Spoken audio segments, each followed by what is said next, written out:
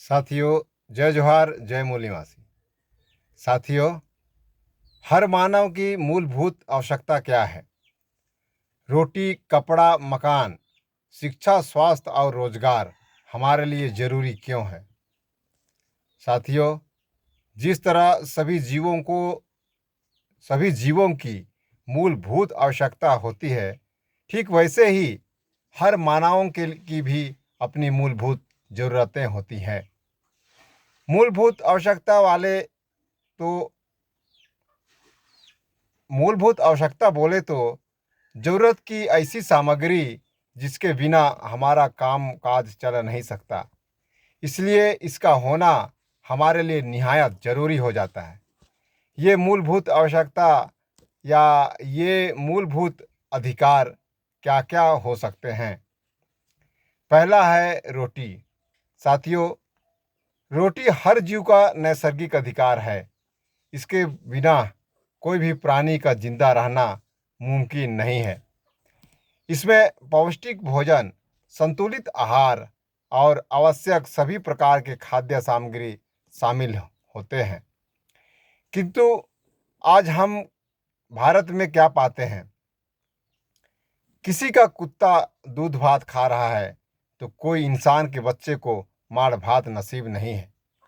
किसी को 38 तरकारी 32 भोजन का स्वाद मिल रहा है तो कोई रूखी सूखी सुटकी भात से को बर्दाश्त कर रहा है।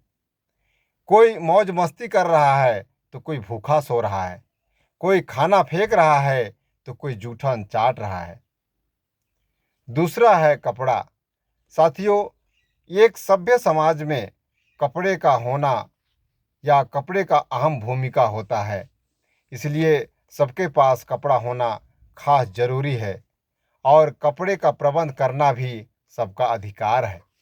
किंतु बहरहाल क्या हो रहा है?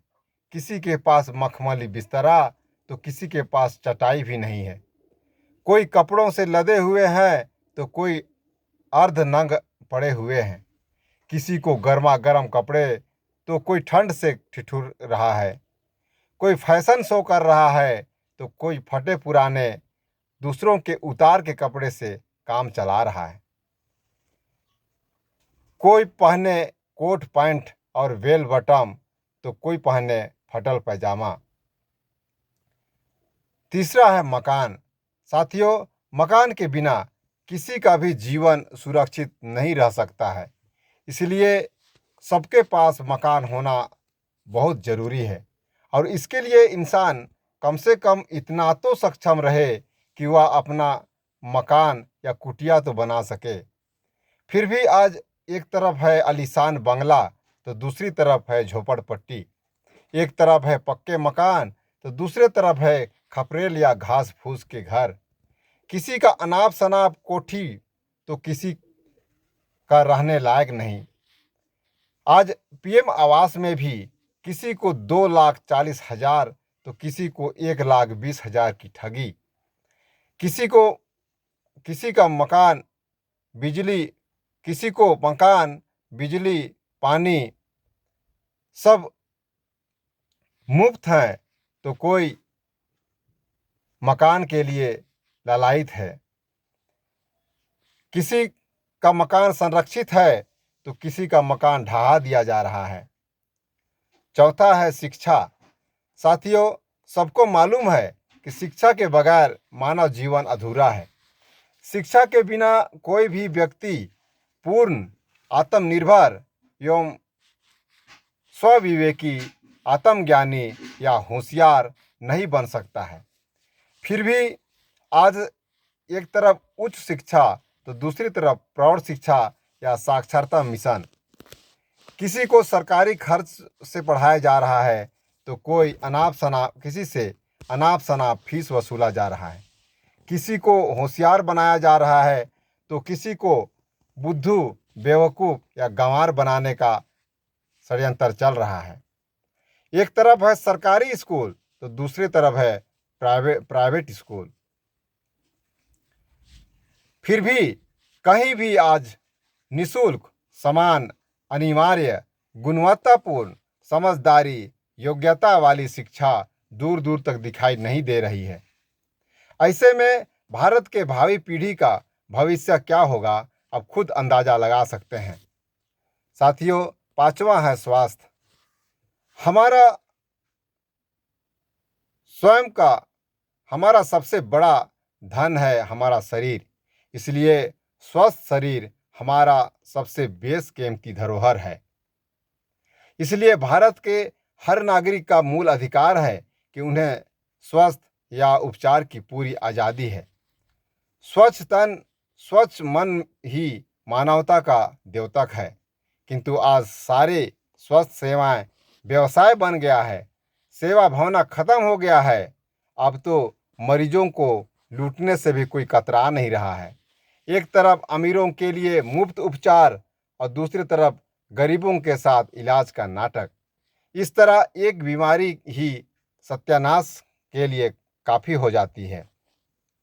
एक तरफ है सरकारी चिकित्सालय तो दूसरी तरफ है प्राइवेट अस्पताल की बाढ़, और वहाँ का ऊंचा फीस यानी ऊंची दाम और नीची आय के बीच इंसान पिसता चला जा रहा है, जबकि सबको निःशुल्क संवैधानिक उपचार का अधिकार है।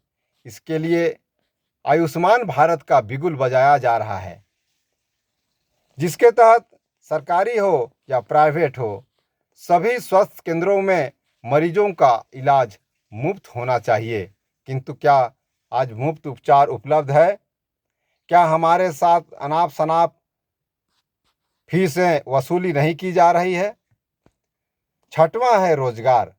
साथियों, कोई भी व्यक्ति को यदि अच्छा जीवनचर्या, अच्छा रोजी रोटी एवं अच्छे मकान या अपने दैनिक आवश्यकता की पूर्ति हेतु रोजगार का होना यानी आय का स्रोत का होना अति आवश्यक है। और दूसरी तरफ सभी सरकारों का परम कर्तव्य भी है कि कम से कम सभी को रोजगार एवं व्यवसाय के पर्याप्त अवसर प्रदान करे, जिससे सभी वर्गों जैसे एसटी हो या एससी, ओबीसी हो या जनरल, सभी को मौका मिल सके। सबको इसका हिस्सा मिलना चाहिए। किंतु किसी का पूरा परिवार नौकरी पेशे में है तो किसी के घर में एक कर्मचारी नसीब नहीं। किसी के पास 10-10, 20-20 व्यवसाय तो किसी के पास व्यवसाय के लाले पड़े हैं। कोई दिनों दिन अमीर, लखपति, करोड़पति, अरबपति बनता जा रहा है तो कोई खाकपति का शिकार होता जा रहा है। इस तरह आज रोजगार के सारे अवसर, सारे संभावनाएं खत्म होते जा रहे हैं। छोटे व्यापारी अथवा कुटीर उद्योग भी आज हाशिए पर लग चुकी है। हम सब बेकार होने वाले हैं, बेकार हो जाएंगे। आज रोजगार के अभाव में लोग गलत सलत डगर अपना रहे हैं और अपना जीवन को बदनाम कर रहे हैं, कुर्बान कर रहे हैं। फिर भी आज किसी को चिंता क्यों नहीं है? साथियों, यहाँ एक बात अच्छी तरह समझ लेनी चाहिए कि यह भेदपूर्ण स्थिति जानबूझकर बनाया जा रहा है, इसे पैदा किया जा रहा है, इस तरह की स्थिति निर्माण किया जा रहा है जिससे कि लोग रोजी रोटी के मोहताज बने रहें और अपने दुश्मनों के विरुद्ध अपने अन्याय, अपने भ्रष्टाचार, अपने अत्याचार के खिलाफ आवाज़ ना उठा सकें, आंख ना खोल सकें, बगावत ना कर सकें। और यह दशा दुर्दशा लाने वाली है हमारी भारत की सरकार, हमारी विदेशी सरकार, हमारी अन्यायी व्यवस्था, हमारी लुटेरी व्यवस्था, हमारी विषमतावादी व्यवस्था, यहाँ की वर्ण व्यवस्था, यहाँ की मनुवादी व्यवस्था, यहाँ की ब्राह्मणवादी व्यवस्था। साथियों, जब तक इसे नहीं समझेंगे, अपनी मूलभूत दैनिक आवश्यकताओं की पूर्ति हम कदापि नहीं कर सकेंगे। इसलिए आइए, जागिए, मेरे इस चैनल को सब्सक्राइब कर दीजिए, इस वीडियो को ज़्यादा से ज़्यादा शेयर करिए और अपने मूलभूत हक अधिकारियों को प्राप्त करिए। अन्यथा इससे वंचित रहने से कोई रोक नहीं सकता है। धन्यवाद।